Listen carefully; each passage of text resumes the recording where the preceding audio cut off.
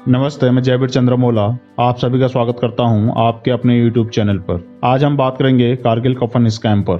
चलिए इस स्कैम पर शुरुआत से बात करते हैं। इस स्कैम की शुरुआत होती है सन 1999 में। जैसे कि हम सभी जानते हैं कि सन 1999 में भारत और पाकिस्तान के बीच में कारगिल युद्ध हुआ था। यह युद्ध 3 मई 1999 को शुरू होता है, 26 जुलाई 1999 को खत्म होता है, जिसमें करीबन 2 महीने 3 सप्ताह 2 दिन लग जाते हैं और इसमें भारत को विजय मिलती है। हालांकि हमें कारगिल युद्ध में विजय मिल जाती है, लेकिन इस युद्ध में हमारे कई वीर जवान वीर गति को प्राप्त हो जाते हैं। इन जवानों के शवों को उनके घर तक पहुंचाने के लिए भारतीय सेना को कफन्स की जरूरत पड़ती है, जिसके लिए भारत सरकार द्वारा यूएस में स्थित एक कंपनी के साथ कफन्स खरीदने का सौदा किया जाता है। कफन्स खरीदने का सौदा एनडीए गवर्नमेंट द्वारा किया जाता है। उस समय के प्रधानमंत्री श्री अटल बिहारी वाजपेयी जी थे।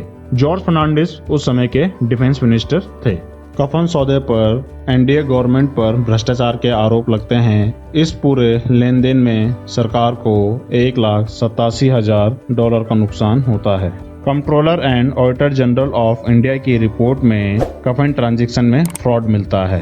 कैग की रिपोर्ट में एनडीए गवर्नमेंट द्वारा यूएसए में स्थित कंपनी विट्रॉल एंड बेजा के साथ 500 कास्केट की डील पर सिग्नेचर किया जाता है, जिसमें एक कास्केट की कीमत $2500 होती है, जो कि ओरिजिनल अमाउंट से 13 गुना अधिक होती है। लेकिन दोनों देश के एम्बेसडर द्वारा इस डील पर सिग्नेचर कर दिए जाते हैं। यूएस कंपनी द्वारा भारत में 150 कास्केट भेजे जाते हैं। इन कास्केट को इंडियन आर्मी द्वारा रिजेक्ट कर दिए जाते हैं क्योंकि यह ओवरवेट और साथ ही डिफेक्टिव होते हैं। इसके बाद यूएस कंपनी द्वारा कोई भी कास्केट भारत नहीं भेजा जाता है।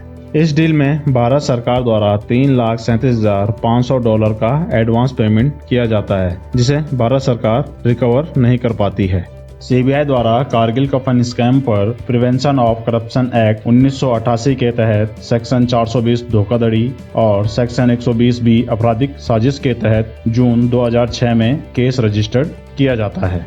अगस्त 2009 में इस स्कैम पर सीबीआई द्वारा चार्जशीट फाइल की जाती है, जिसमें major general Arun Roy, colonel SK Malik, colonel FB Singh, defence minister George Fernandes और यूएस के नागरिक जिनके द्वारा एल्युमिनियम कास्केट सप्लाई किए जा रहे थे, विक्टर बेजा का नाम शामिल होता है।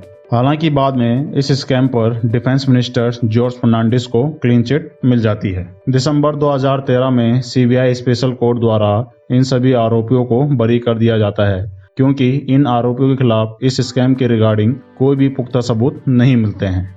13 अक्टूबर 2015 को दिल्ली सुप्रीम कोर्ट द्वारा कारगिल कफन स्कैम पर former prime minister Atal Bihari Vajpayee और former defence minister George Fernandes को इस केस से बरी कर दिया जाता है। फाइनली कारगिल कफन स्कैम पर कोई निष्कर्ष नहीं निकलता है। इस स्कैम पर आपकी क्या राय है, आप हमें कमेंट कर अवश्य बताएं और साथ ही कोई सुझाव है तो वह भी अवश्य दें। साथ ही आपके अपने YouTube चैनल जयवीर अमोलो को सब्सक्राइब करना ना भूलें। इस वीडियो को अंत तक देखने के लिए धन्यवाद।